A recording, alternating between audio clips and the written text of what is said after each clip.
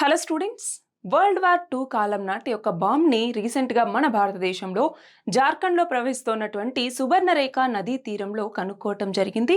దీన్ని మన army diffuse చేసిందనమాట. సో ఈ నేపథ్యంలో మనకి ఎగ్జామ్ పాయింట్ ఆఫ్ వ్యూలో జాగ్రఫికల్గా అసలు ఈ సుబర్ణరేఖ రివర్ అన్నటువంటిది దాని ఆరిజిన్ ఎక్కడ, ఇది సముద్రంలో ఎక్కడ కలుస్తోంది, అలాగే దీనికి సంబంధించినటువంటి జాగ్రఫికల్, ఫిజికల్ మరియు ఎకనామిక్ ఇంపార్టెన్స్ ఏంటి, ఇవన్నీ కూడా మనం తెలుసుకోవాలి. సో ఫస్ట్ ఆఫ్ ఆల్ ఈ కంటెక్స్ట్లో దీని గురించి చదువుకుంటున్నాము. అంటే రీసెంట్గా ఈ సుబర్ణరేఖ నదీ తీర ప్రాంతంలో మనకి ఈ ఈస్ట్ సింగమూమ్ అన్నటువంటి ప్రాంతం ఏదైతే ఉంటుందో అక్కడ వరల్డ్ వార్ 2 ఎరా బాంబ్ని కనుక్కోవటం జరిగిందనమాట. దాన్ని మన ఆర్మీ డిఫ్యూజ్ చేసింది. సో దీని ద్వారా ఈ రివర్ యొక్క హిస్టారికల్ మరియు స్ట్రాటజిక్ రిలవెన్స్ని ఇప్పుడు మనం ఎగ్జామ్ పాయింట్ ఆఫ్ వ్యూలో చదువుకోవటం అన్నటువంటిది చాలా ఇంపార్టెంట్. అయితే ఇప్పుడు ఈ సుబర్ణరేఖ రివర్ గురించి మనం తెలుసుకోవాలి. సో ఇది ఒక రెయిన్ ఫెడ్ రివర్ ఈస్టర్న్ ఇండియాకి సంబంధించి. అంటే ఏంటి, పెరెన్నియల్ రివర్ కాదు, ఇది సంవత్సరం మొత్తము పారేటటువంటి రివర్ కాదు. బట్ ఈ వర్షాకాలంలో మాత్రమే వచ్చేటటువంటి వాటర్ సోర్స్ ద్వారా పారేటటువంటి ఒక నది, వర్షాధారిత నది అని కూడా పిలుస్తూ ఉంటాము. అయితే ఇది మనం చూస్తే చోటా నాగ్పూర్ ప్లాట్యూ ఏదైతే ఉందో, మినరల్ రిచ్ రీజియన్. సో ఈ చోటా నాగ్పూర్ ప్లాట్యూ కావచ్చు, అక్కడ ఉండేటటువంటి ట్రైబల్ కమ్యూనిటీస్ కావచ్చు, వాటన్నింటికీ కూడా ఇది చాలా ఆధారితమైనటువంటి రివర్. సో దీని మీనింగ్ ఏంటి అంటే చూడండి, సుబర్ణ అంటే గోల్డ్, రేఖ అంటే లైన్ ఆర్ స్ట్రీక్ అని చెప్పేసి. సో ఈ రివర్ ఆరిజిన్ దగ్గర మైన్ ఎక్స్ట్రాక్షన్ అన్నటువంటిది గోల్డ్కి సంబంధించి జరుగుతోంది. అందువల్ల ఆ రివర్ ఆరిజిన్లో మనకి చిన్న చిన్న గోల్డ్ పార్టికల్స్ అన్నటువంటివి దొరుకుతూ ఉంటాయి చాలా మందికి. అందుకనేసే దీన్ని సుబర్ణరేఖ రివర్ అనేసి పిలుస్తూ ఉంటారనమాట. So presence of gold particles in it's Sandy bed. అందుకని ఇప్పటికీ కూడా అక్కడ చూసుకుంటే గోల్డ్ ప్యానింగ్ అన్నటువంటిది జరుగుతూ ఉంటుంది. ఇలా గోల్డ్ ఎక్స్ట్రాక్షన్ అన్నటువంటిది చాలా మంది చేస్తూ దీని మీదే ఆధారపడి ఉంటారనమాట. అందుకే దీనికి ఈ పేరు అన్నటువంటిది వచ్చింది. ఒక్కసారి చూడండి సుబర్ణరేఖ రివర్ అన్నటువంటిది ఎలా ఉంది అని చెప్పేసి. అయితే ఇది మొత్తం 3 రాష్ట్రాల గుండా పాస్ అవుతుంది. ఏంటి ఆ 3 రాష్ట్రాలు అంటే, ఒకటి వచ్చేసరికి జార్ఖండ్ రాష్ట్రం గుండా, రెండవది వచ్చేసరికి వెస్ట్ బెంగాల్లోకి ఇది ఎంటర్ అవుతుంది. మూడవది వచ్చేసరికి ఒడిషాలోనే ఇది సముద్ర తీరంలో కలుస్తుంది అనమాట. సో ఈ 3 స్టేట్స్ నుంచి ఈ సుబర్ణరేఖ రివర్ అన్నటువంటిది పాస్ అవుతుంది మనకి. సో ఒకసారి ఇక్కడ చూడండి, origin course of river. Origin వచ్చేసరికి రాంచీ, జార్ఖండ్లోని రాంచీ దగ్గర మనకి పిస్సా లేదంటే నగరి అన్నటువంటి ప్లేస్లో ఇది ఆరిజిన్ అవుతుంది. మొత్తం లెంత్ 395 కిలోమీటర్లు. సో జార్ఖండ్, వెస్ట్ బెంగాల్, ఒడిషా 3 రాష్ట్రాలని ఇది కవర్ చేస్తుంది. అయితే చూడండి దీని యొక్క మౌత్ అంటే ఇది ఎక్కడ సముద్రంలో కలుస్తుంది అంటే మనకి తల్సారి అన్నటువంటి ప్లేస్ ఒడిషాలో ఉంది. అక్కడ ఇది బే ఆఫ్ బెంగాల్లో, బంగాళాఖాతంలో ఇది కలుస్తుంది అనమాట సుబర్ణరేఖ రివర్ అన్నటువంటిది. So important. ఒకసారి ఇక్కడ చూడండి, మన ఈ మొత్తం ఇండియా మ్యాప్లో ఈ 3 స్టేట్స్ గుండా ఇది పాస్ అవుతుంది. ఇది వచ్చేసరికి రివర్ అనమాట. సో ఈ 3 స్టేట్స్ గుండా, ఇదేమో వెస్ట్ బెంగాల్ అన్నటువంటిది, ఇది వచ్చేసరికి జార్ఖండ్, ఇది వచ్చేసరికి ఒడిషా. సో ఈ 3 రాష్ట్రాల గుండా ఇది పాస్ అవుతుంది. మరి ఇక్కడ ఒకసారి చూడండి, ట్రిబ్యూటరీస్ అంటే ఏంటి, ఈ నదికి సంబంధించినటువంటి మేజర్ ఉపనదులు ఏంటి అని చెప్పేసి.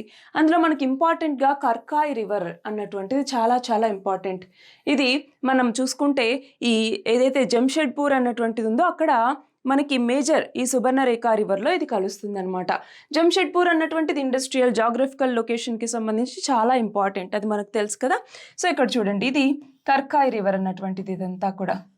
సో ఇక్కడ మనకి మేజర్గా ఈ యొక్క సుబర్ణరేఖ రివర్లో ఇది వచ్చి కలుస్తుంది అనమాట.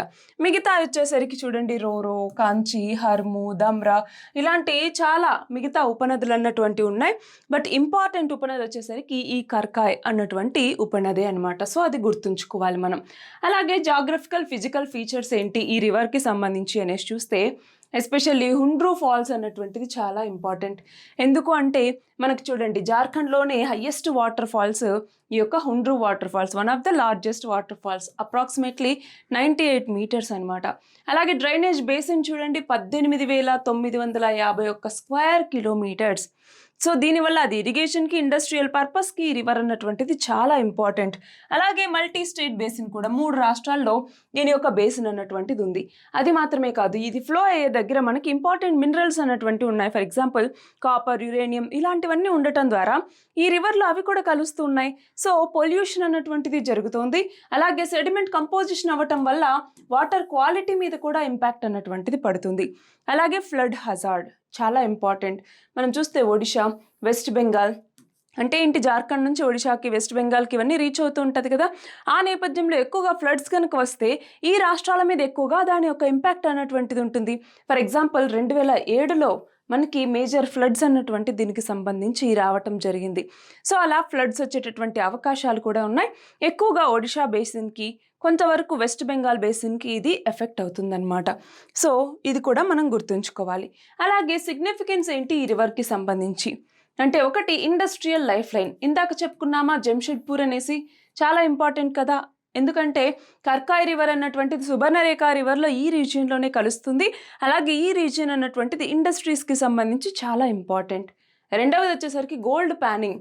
ఇందాక అనుకున్నాం మనము గోల్డ్ మైనింగ్ అన్నటువంటిది ఇక్కడ చేస్తూ ఉంటారు ఈ ఆరిజిన్ దగ్గర. కాబట్టి ఈ రివర్ స్టార్ట్ అయినప్పుడు ఆ బేసిన్లో చిన్న చిన్న పలుకులు అన్నటువంటి ఉండటం ద్వారా గోల్డ్ ప్యానింగ్ ఇలా పట్టుకొని కొంతమంది గోల్డ్ పలుకుల కోసం ఆ శాండ్ని ఇది చూస్తూ ఉంటారు కదా, దాన్ని గోల్డ్ ప్యానింగ్ అనేసి అంటూ ఉంటాం.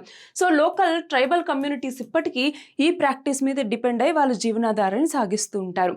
అలాగే ట్రైబల్ కమ్యూనిటీస్కి సంబంధించి ఒకటి వాటర్ రిసోర్స్, రెండవది వచ్చేసరికి గోల్డ్ ప్యానింగ్ అన్నటువంటిది, మూడవది వచ్చేసరికి పంటలకి సంబంధించి వాళ్ళకి ఇరిగేషన్ అన్నటువంటిది వస్తుంది. అలాగే చిన్న చిన్న ఇండస్ట్రీస్, బట్ ట్రైబల్ కమ్యూనిటీస్కి సంబంధించి ఇండస్ట్రీస్ అన్నటువంటి తీసుకురావట్లేదు. బట్ వాళ్ళకి సంబంధించి కల్చరల్గా, ఎకనామిక్గా ఇది చాలా ఇంపార్టెంట్ రోల్ని ప్లే చేస్తుంది ఈ యొక్క రివర్ అన్నటువంటిది, సుబర్ణరేఖ రివర్. మరి ఇక్కడ ఒకసారి చూడండి వరల్డ్ వార్ 2కి సంబంధించి. సో వరల్డ్ వార్ 2 సమయంలో ఏదైతే బాంబ్స్ని ప్రయోగించారో అందులోనే ఇప్పుడు 3ని ఇప్పుడు కనుక్కున్నారు కదా. సో ఆ నేపథ్యంలో ఇందులో అలైస్ యాక్సిస్ పవర్స్ అనేసి అంటూ ఉంటాం. అందులో US, UK, Soviet Union, China ఇవన్నీ అలైస్ అయితే, జర్మనీ, ఇటలీ, జపాన్ ఇవన్నీ యాక్సిస్ పవర్స్. సో ఎవరు గెలిచారు? అలైడ్ పవర్స్ అన్నటువంటివి గెలవటం జరిగింది. అయితే దీంట్లో జర్మనీ సరెండర్ అయింది, జపాన్ సరెండర్ అయింది. దాంతో యుద్ధం అన్నటువంటిది కొన్ని ట్రీటీస్ ద్వారా ముగిసింది. Treaty of San Francisco, Paris peace treaties అని చెప్పేసి ఇలా. బట్ దీని యొక్క మేజర్ అవుట్కమ్ ఏంటి అంటే యునైటెడ్ నేషన్స్, ఐక్యరాజ్య సమితి అన్నటువంటిది ఏర్పడింది. అలాగే ఈ వరల్డ్ వార్ 2 ముగిసిన తర్వాతే కోల్డ్ వార్ అన్నటువంటిది స్టార్ట్ అయిపోయింది, ఇటు యుఎస్ఎస్ఆర్కి ఇటు యుఎస్ఏకి మధ్య. సో ఇది దీని యొక్క ఇంపార్టెంట్ అవుట్కమ్స్ అనమాట. అయితే ఇవాళ జార్ఖండ్కి సంబంధించి ఒక క్వశ్చన్ అడగబోతున్నాను. అదేంటి అంటే, రీసెంట్గా లోకాయుక్తగా అంటే జార్ఖండ్కి దాదాపు 5 ఏళ్ల తర్వాత కొత్త లోకాయుక్తాన్ని అపాయింట్ చేయటం జరిగింది. సో ఆ పర్సన్ ఎవరు అన్నటువంటిది మీరు కమెంట్ సెక్షన్లో ఆన్సర్ చేయండి. సో ఇది ఇవాల్టి మన article. All the very best and thank you very much.